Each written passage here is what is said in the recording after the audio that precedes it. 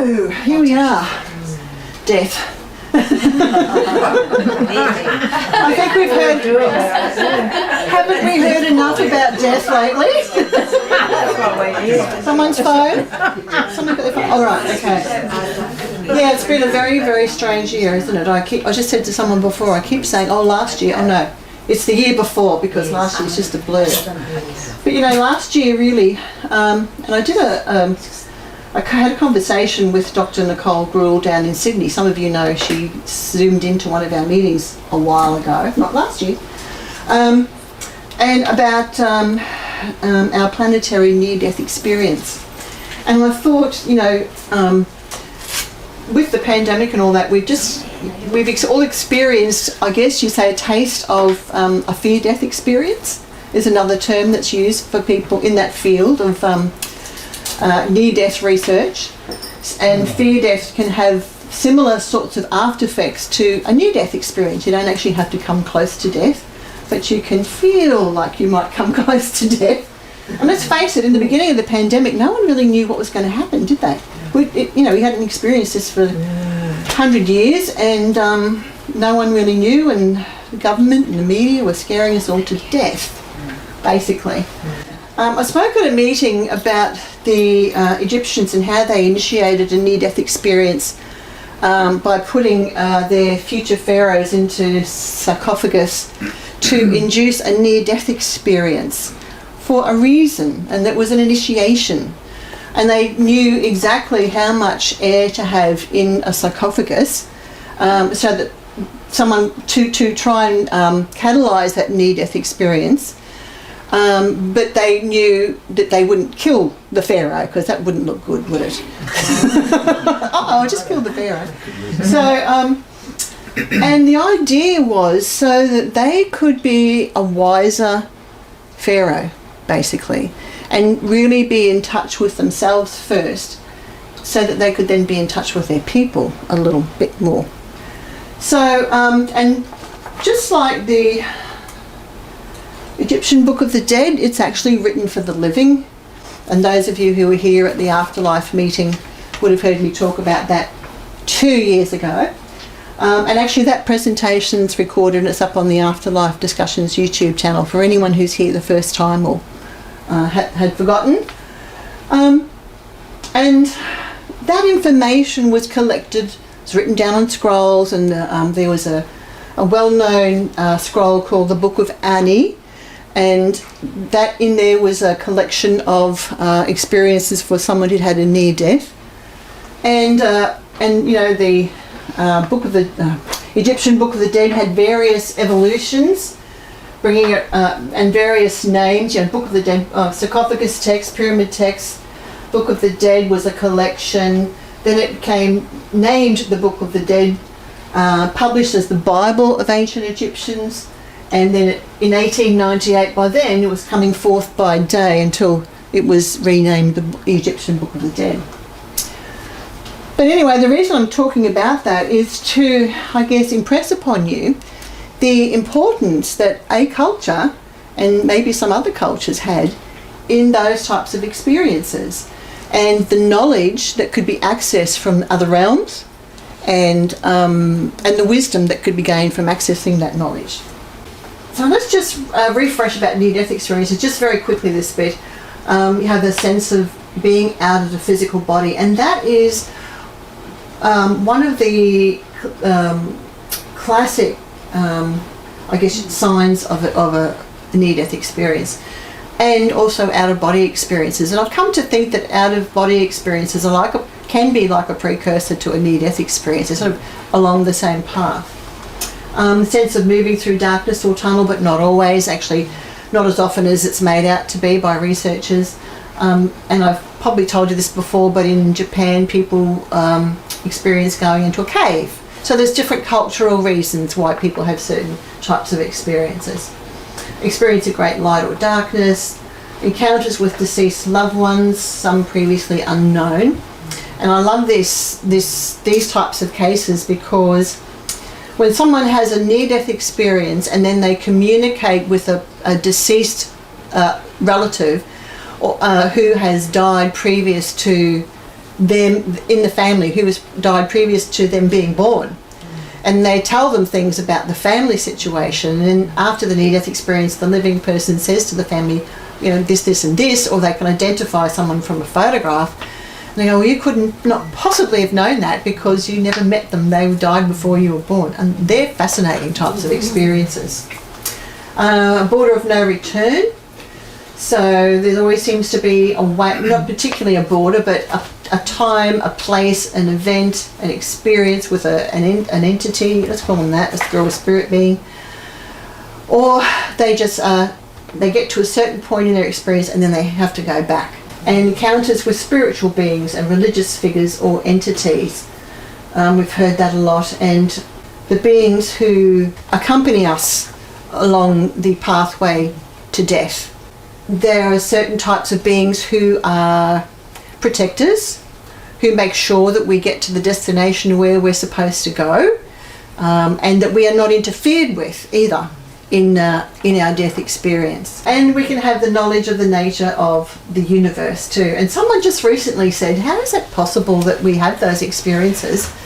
And yet when we're in that state, we can know so much stuff, but when we're not in, I was in an interview I did, but when we're back in our physical bodies, that information, we just can't access it because it's just such a huge collection of information that even our magnificent human brain just cannot process it, And cities of light, and I'll actually do a presentation on this sometime this year because I find these fascinating, that people will see cities of light when they have a near-death experience.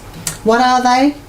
I'm thinking about stories of Shambhala and all these magical lost kingdoms that come out of nowhere, but they're not actually physically there. There's the, what's the one, Avalon, that comes out of the mist, what the heck are they? What are they all about? And do people who have near-death experiences, do they access those? They can have a strong sense of oneness and interconnectedness with the universe. Another thing that I find too is people will, they can have the experience of being able to communicate with plants and animals after they have their near-death experiences too, which I find is really interesting. And it happens with people who report close encounters too. Those of you who've been to our UFO meetings and know Susie Hansen, she can communicate with animals. She doesn't talk about it much, but she has. So I'm not letting the cat out of the bag. And I find that really interesting, that people can have those sort of psychic connections with other living beings.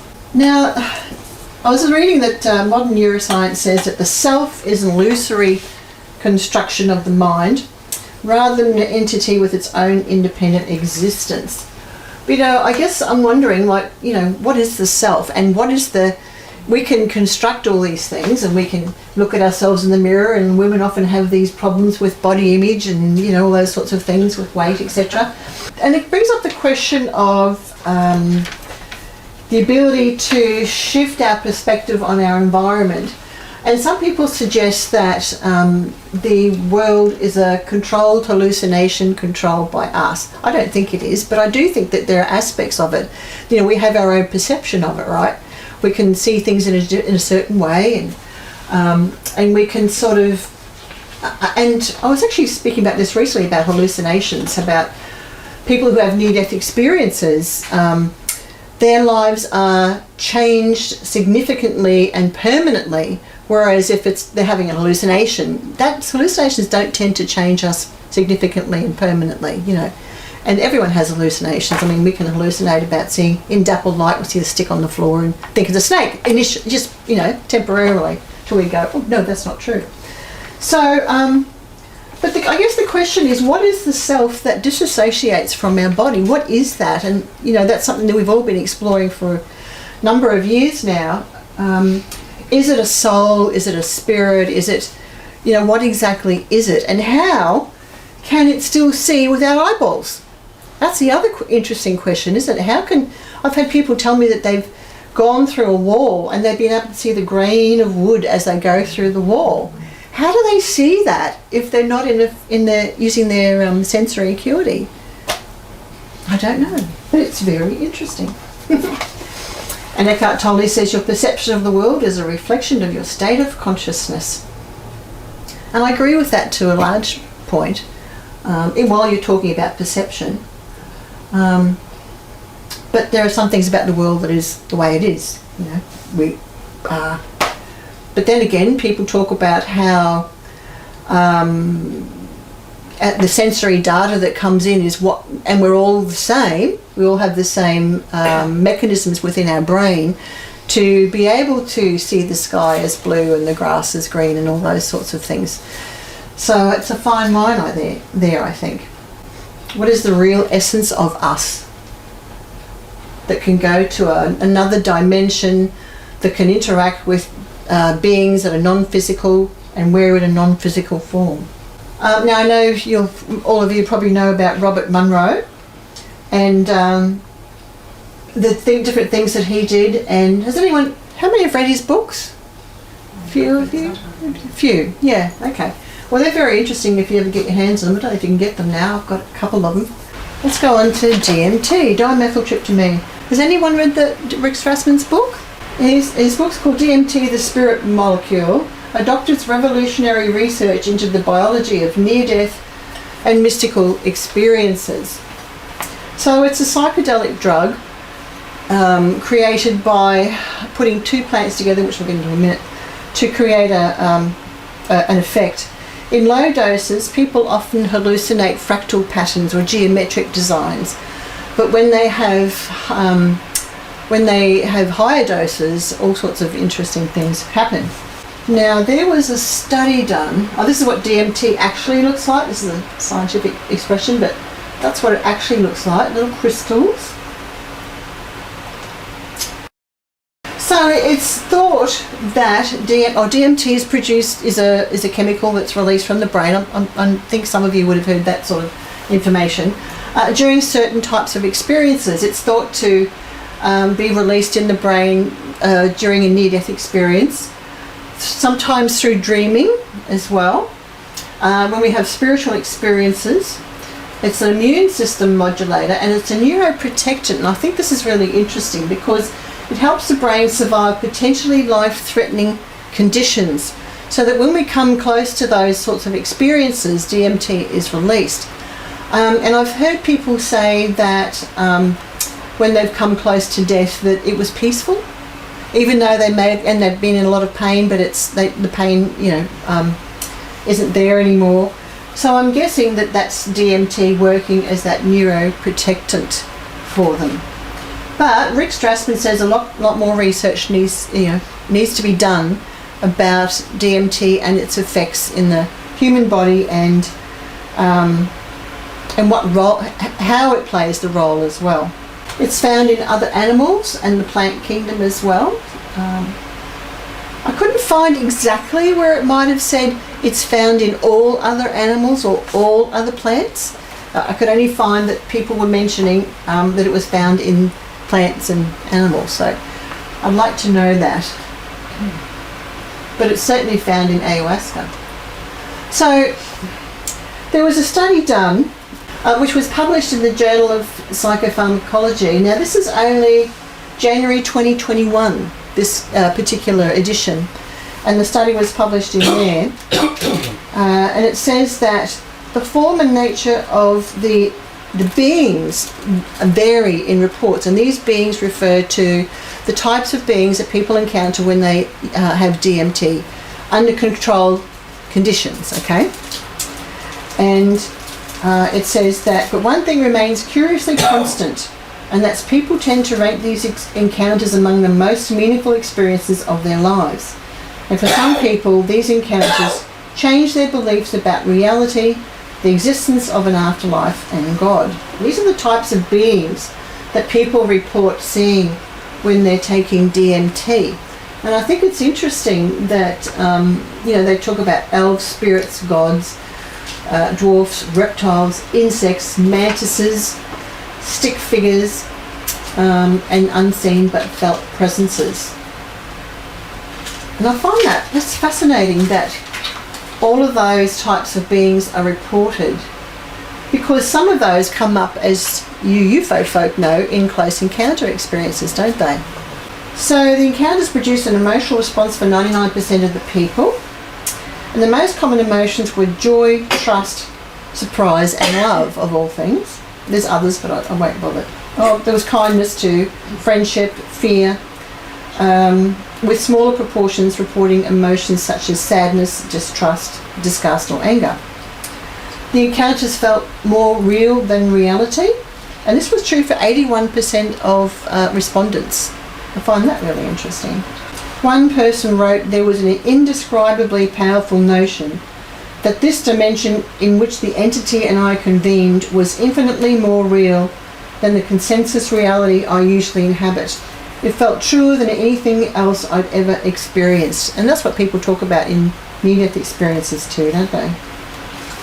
They described a variety of entities, which I talked about before. The alien, with 39% of the respondents, they talked about seeing aliens. And remember Robin, who spoke here a couple of years ago, who'd been in the military, and she had an experience when she was 12 years old, and she had to get her tonsils out, I think it was, and the anaesthetic didn't work properly. And so she has a near-death experience. She leaves the body.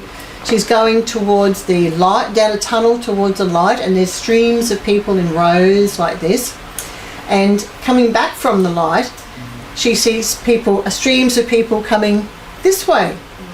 And one of them she thought was a deformed little person. Anyway, and she said, and she felt sorry for it. She said, "Oh, I feel so sorry that little person looks as having that experience, you know." And then some years later, she came to our UFO meeting and walked in at the very time that we had one of the grey aliens up on the screen. And she goes, "That is exactly what I saw during my near-death experience." And that's very, very interesting too. Her story is on the YouTube channel as well, if you haven't want to watch it again or if you haven't seen it yet. Most people said beings were not hallucinations. They were more real than reality. Only 9% of people said the being existed completely within myself. So it might have been some sort of endogenous experience which they felt was created from their own mind. Most described the beings positively. Most received a message during their encounter. And about 2/3 of those people said they received a message, a task, a mission, a purpose or insight from the entity encounter experience. And what kinds of messages? Some people were shown that death isn't the end, that everything and everyone is connected. And others had personal insights revealed to them, such as bad behaviours that they should stop. Daniel Brinkley, his story, he was a real bugger. He said he actually was a BDD, and that he was very obnoxious. But after he had his near-death experience, it completely changed his life, and he became much more compassionate and helpful to other people. Encounters often followed by lasting changes in well-being and beliefs, and there were commonalities with NDEs and alien abduction experiences by taking DMT. Remember, this is in a controlled situation, in a study. Dr. David Nichols, Distinguished Chair in Pharmacology in Indiana. Let's see what he's got to say about DMT and those types of experiences. These reports of contacts with alien entities after DMT are really very curious and reminiscent in some ways of John Mack's studies of sort of alien abductions. And actually these sort of alien abduction type things or encounters with entities go back, way back in history. I'm not, as a scientist, you're really on thin ice when you start talking about people encountering alien entities. Are they purely hallucinatory? If we look at the near-death experience, for example, there are many people that believe that a near-death experience is just the brain dying that's producing some chemical that's producing hallucinations. I happen to have seen cases that I think are just simply impossible to explain other than as some sort of an out-of-body experience. I think you get into the same thing really with DMT. How do you prove there's a connection? I personally believe that the universe is full of life. There's nothing special about us. If we could go to any planet that was hospitable to life in the whole entire universe, we're going to find planets all over the place. There are probably consciousness beings, conscious sentient beings that don't look like life forms we recognize, that maybe exist at some different level of existence that we don't have any awareness of. I mean, the universe is 95% dark matter, dark energy. We don't even understand what gravity is. So the possibility that there are intelligences that exist at some other wavelength or in some other dimension or at some other frequency, I don't think is out of the realm of possibility at all. When you take a large dose of DMT and your brain is functioning at whatever state this is, it's not processing normal sensory information that we normally process. It's processing things that are coming from other areas of the brain, emotional things, and who knows what else. I don't think it's out of the realm of possibility that there could be intelligences that exist at some level that suddenly become aware that this person's brain is, they're seeing this existence over here and they're not sure what it is and what is that, and let's try to communicate and see we're here and who are you, in a sense sort of punching into another dimension. And these beings, whatever they might be, are saying, wow, what's that? It's like a mushroom sprouting up through the ground and they're going, what's that? I don't think that's impossible. I think it's interesting. I don't know how you prove that. But I don't think it's out of the realm of possibility that people in that state are in some way interacting with some sort of an intelligence or sentient being or something that exists at some level that's not in this three-dimensional physical plane. That's interesting, isn't it? So,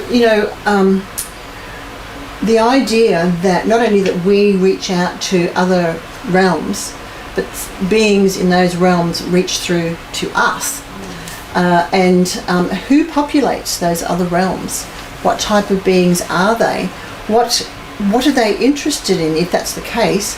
And you'll have, like, that could explain mediums, for example, how they can get information from these other realms and then bring it through to here. I think it's fascinating, because I think even in the afterlife field of whatever, and in the research too, there seems to be too many parameters around it, that this is what it's about, but I think it's much larger than that.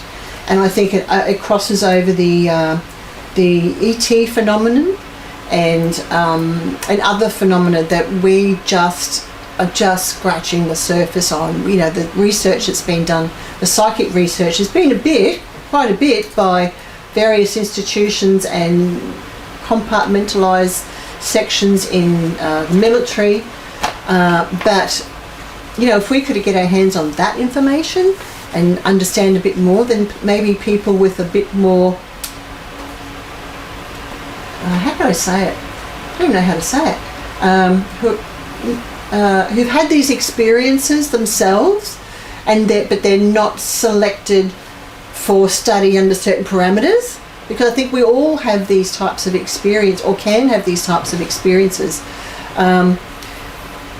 It's just that the people who were selected for those studies are selected for certain reasons, but I think maybe those parameters should be broadened, is what I'm trying to say, and we might find out a lot more about what people are studying. Scientists try to be very structured in their approach to certain things, but sometimes that structure hampers the outcome of the research. That's what I'm trying to say, I think. Accessing the afterlife, can we? And what could we use to do it? Without being dead, of course. Well, ayahuasca is one of the things that I've read about. In Graham Hancock's book, Supernatural, he talks, the South Americans call it the vine of the spirit. I think that's what they call it. And ayahuasca is, it's a vine and leaves that are put together to create a brew, a psychedelic brew. And it's the shrub that goes with the vine, that's the one that actually has the DMT in it. How do you know how to make this stuff? And they said the plants told us. Well, who told the plants? And how do they communicate that to you in the first place? And during these types of experiences, people have all sorts of visions. These are some of the artwork from those visions. And I like this one because it looks like something like what we call a spaceship. And up in the top right-hand corner, there's another one. And here, where they're smoking stuff, and I'm not sure what's in that pot. That could be ayahuasca too. But there are beings and entities here. That's what all these are. So as a depiction of that. Another one here. Well, you can't see it there. It's not showing, but up here it's like a spaceship up here. You're seeing the bottom of it. But there are all these faces here. They could be spirit beings, ancestors, who knows. But there's certainly depictions of other beings from different realms. And here, as you'll see in another one, you can't see it probably if you sit in the back, but it's actually the top of buildings. And this one here, talking about cities of light, you know, something that looks like a spaceship, not saying that it is, but it looks like it. And this has come up again a lot in UFO research.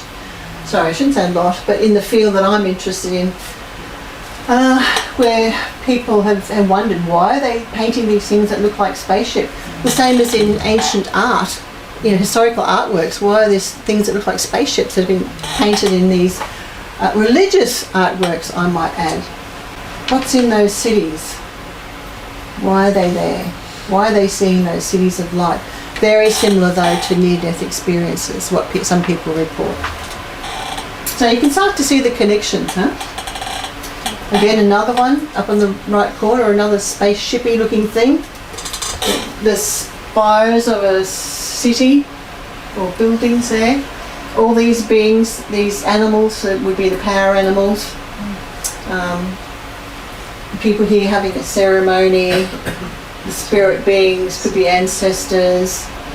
In 2008, the Peruvian government recognised ayahuasca made from the ayahuasca vine and the chacruna leaves as one of the basic pillars of the identity of the Amazon peoples.